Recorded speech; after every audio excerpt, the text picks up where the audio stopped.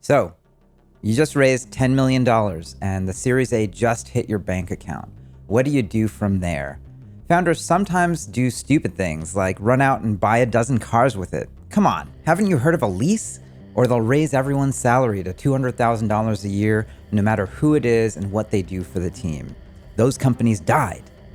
If you raised a lot of money and you want to put it to good use, stay tuned. Today we're going to talk about what founders should be doing when they finally get the money they hope to get. Let's get into it.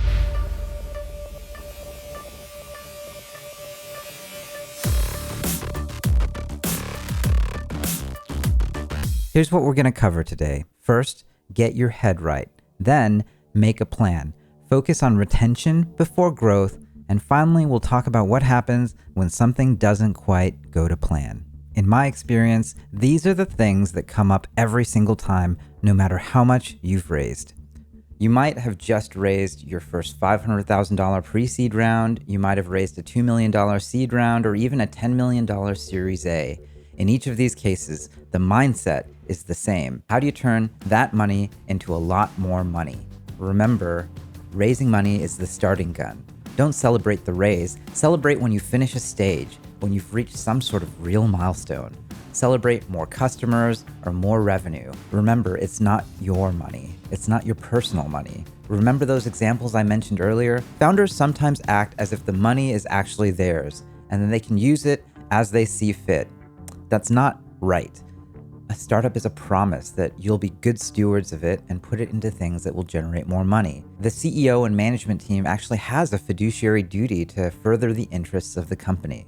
So everything you do needs to be about that. Don't just buy cars when you can lease them.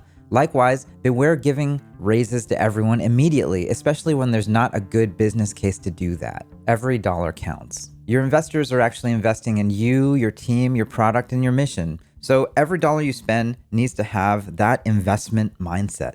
For every dollar you spend, will it come back? How will it come back? And when? For instance, you might need to hire someone to do marketing for you. How long will they take to ramp up? And how will you measure whether or not they're successful? If you hire someone good at marketing, they might increase your sales by 10% a month. And if that's true, then that adds up to 3x over the course of a year. That is the kind of thing that pays back for sure. The opposite is also true. If you can spend an extra $200,000 a year on an office, you have to ask, can I get it back somehow? Will I be able to hire better engineers? Will I impress enterprise customers when they come visit us at our office? And will they convert at a higher rate? Can I take that and make a dollar amount to see if I can actually get that money back in some way? It's not just money, it's an investment. And an investment needs to be paid back. These things require judgment and estimation, and it's hard to do, but even the act of trying to justify each cost with a simple question, how will I get paid back, is an exercise that will make it much clearer to you what you should and should not spend money on. Every dollar counts. The next thing we got to do is make a plan to get to the next stage. Picture this, you're sitting at a gas station and you're filling up on gas. Now it's time to go. As silly as it sounds, you do need to start planning how to get to the next gas station before you even leave this one. The same is true for your startup. You need to figure out how to get to that next round and work backwards from that. What does getting to the next gas station look like? How much growth is enough? For most companies, that means focusing on revenue growth. Everyone knows you have to grow, but how much? It turns out you have to grow really fast. You need to grow at least 3x per year. That's about 10% per month. Niraj Agrawal of Battery Ventures simplified the journey of software as a service companies down to this very simple formula. First, you get to 1 million in net revenue and raise a Series A. Then you need to triple, double in revenue over 5 years. And you're at $100 million annualized revenue. You can IPO at that point. That's a win.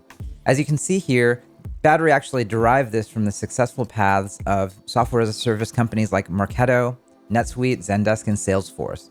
Even if you're not a SaaS company, this is actually quite useful for you to know how you and your net revenue might track back to venture capital broadly. And notice I'm saying net revenue. What is the amount of money that your company can eat on? What can you use to pay salaries and offset expenses? That's net revenue. This is different than GMV. GMV is something that a lot of beginning founders get confused about. When we talk about revenue, we're talking about net.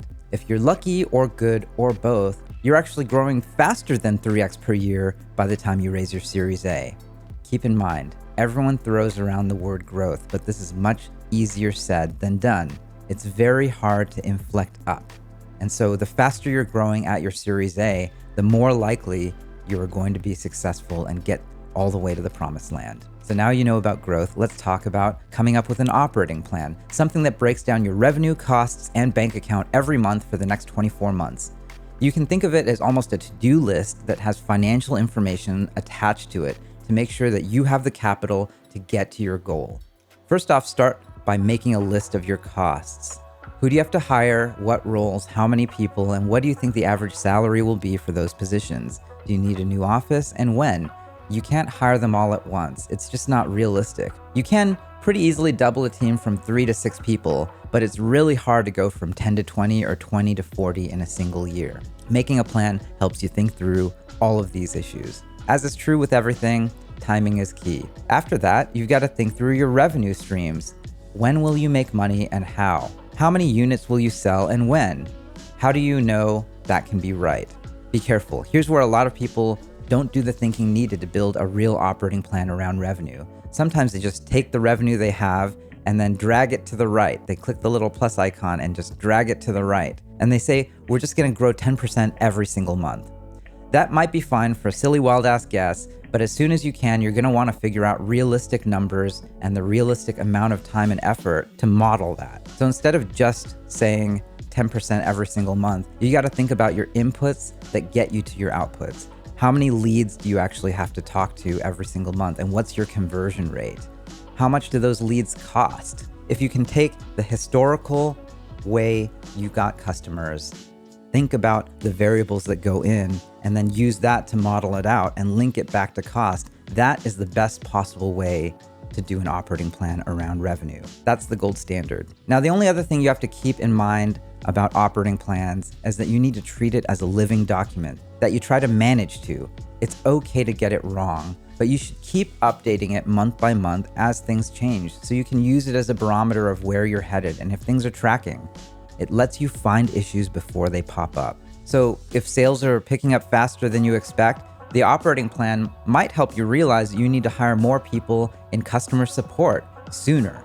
Otherwise, your customers won't stick around or have a good experience. And vice versa, if sales or marketing is not panning out, you might need to slow down hiring on that side to reduce your burn and give yourself more runway so that product and engineering can build a better product. Use this document with your executive team and your investors, or your board if you have one. This will allow you to walk into that meeting with a clear picture of the business and how it's going. In particular, a good operating plan will give you a much better idea of whether your startup can get from the last gas station to the next one. It's way better to see these issues months or years out when you can fix them, not when it's too late. All right, so that's how you grow. But I would like to note, sometimes people spend a crazy amount of money on growth when they don't have retention figured out.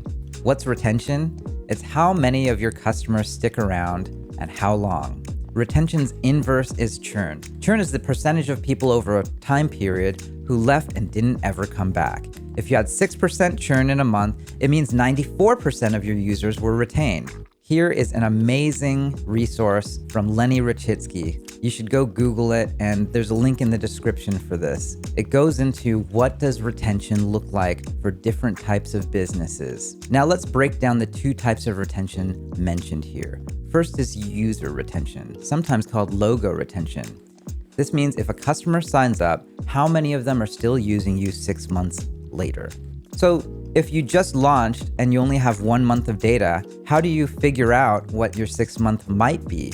Let's say in month 1, you kept 95% of your users. Then you can do 0.95 to the 6th power, which equals 73% user retention at 6 months. By all accounts, at that point, you'd say, wow, I have something really special. Across all the different types of businesses, this is amazing user retention. You might ask, why are there different levels of retention for different types of businesses? Well, It turns out consumer businesses are just very different than enterprise. The potential customer base for consumer is huge, possibly even the whole smartphone owning populace. That means that you generally don't have to spend as much money to acquire those users. Think Facebook or Instagram. For enterprise companies, you need much higher retention because it usually costs so much more to get them in the first place. That's why you need a sales team and a lot of marketing budget. Couple that with the fact that there just aren't as many people in businesses that might need that software, well, that's why retention needs to be higher. Think Salesforce. Salesforce is a good example of an enterprise business where that's true. Now, the other type of retention Lenny talks about is net revenue retention, which is measured over 12 months, sometimes called net dollar retention. It's less important for consumer businesses and a lot more important for enterprise. Again, those businesses might have an average revenue per customer of $100,000 or more, and the cost to get them is sometimes on the order of that much as well. That's a lot of money to get one customer. In those cases, you want to be able to land a pilot and then expand as the product works, which is why the retention for the dollar amount needs to be much, much better. Snowflake is a good example of this, and you can see how the market values that type of net dollar retention. Okay, now that we know what retention is, do you focus on growth or retention first? My recommendation is always to focus on retention. Retention is the single key thing to showing that a product or service actually works. Did you actually solve the problem? Did you actually make your user or customer happy? If so, they're going to come back and keep using you. If you focus on growth first and your retention is less than good, you've got a leaky bucket. You can pour all the users you want in the top of the funnel, but if they just leave, there's no way for you to actually make a working business doing what you're doing. Focus on retention first. So you've got a plan, you've got retention, you've even nailed growth. If you can nail your growth and keep on the path of triple twice, double three times, you'll be sailing to an IPO just fine. But along the way, basically everyone gets punched in the face. What if growth stalls? What if something happens to you along the way to your destination? You might look down and find that you don't have the runway to show the traction you need to raise the next round. What can you do? First off, get default alive if you can. That means make money and get to a point where you can survive without raising more money. That's the number one advice we give, though you'd be surprised how uncommon it is sometimes. Some VCs only care about growth and don't want you to be walking dead. They'd rather you try to grow at any cost and die than to stick around.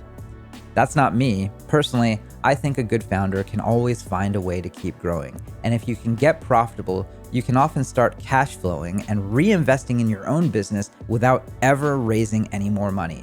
Watch my video on my channel with Gobble founder Ushma Garg for a really good story about it. Link in the description. If you can't get default alive, you need to slow down to figure out a way to get there. This is painful, so get ready. It means a reduction in force and spend, layoffs. None of this is fun, but you have to do what you have to do to save your business. Pretending the problem isn't there won't solve it. If you have to cut, do it once and do it as deeply and as humanly as you possibly can, just so that you can avoid doing it again. Figure out a plan that's realistic and attainable to get you to the next station. Sometimes people want to stomp on the accelerator, and the reality is I've never seen that work. If you're in a car and you're running out of gas, you don't mash on the accelerator to try to run out of gas faster. You try to increase your efficiency by reducing your speed. And you'd be surprised how often this can work, especially if you need just a little bit more time on product engineering to dial product market fit, or to pivot slightly to a different market. Of course, that leads to the pivot. If none of these other options really pencil, and you can't figure out how to do it with this idea or this market, you may well have to do a full pivot. A good example of this is how Instagram actually pivoted out of their previous idea. They were actually an HTML5 clone of Foursquare. It's kind of crazy to think that that's how Instagram actually started, especially now knowing what Instagram is for society today. It was an amazing decision. Finally, one more thing you can do, and what you should do, is actually talk to your investors about a round extension to the last round. If you've executed well but hit some headwinds, you may well find this is a path you can explore. Have a frank discussion. Talk to investors one-on-one and just see where it goes. One thing to really keep in mind if you're asking for more money from existing investors, though, is that you need to combine this ask with some form of the other things we talked about. Can you be default alive, or can you find a pivot that can show product market fit? Nobody will bridge you to nowhere. So that's it. First, you owe yourself a pat on the back for watching this far. This is the first step for you to get the most out of your startup and your startup journey, especially after you've raised so much money. Congratulations, you raised a lot of money, you have big dreams, and now I hope that this video helped you learn a little bit about how to make your dream a reality. Let's recap what you need to know now that you've got the money to build your dreams. First, get your head right. Every dollar has to pay back. Then, make an operating plan and manage to it. Focus on retention before growth, otherwise you've got a leaky bucket. And finally, know you have to think through your options, even if things don't go to plan. So often, they don't. You've got this. There's a way forward. Follow me on Instagram if you'd like me to answer any questions about what you just saw. Thanks again for watching all the way to the end. If you liked the video, please click like and subscribe, and be sure to hit the bell icon so you can get notified of all my new posts. I'm super psyched that you are investing in yourself. You're learning how to build businesses and startups. And honestly, I really enjoy being on this journey with you. I believe in you. Now let's go out there and change the world. I'll see you next week.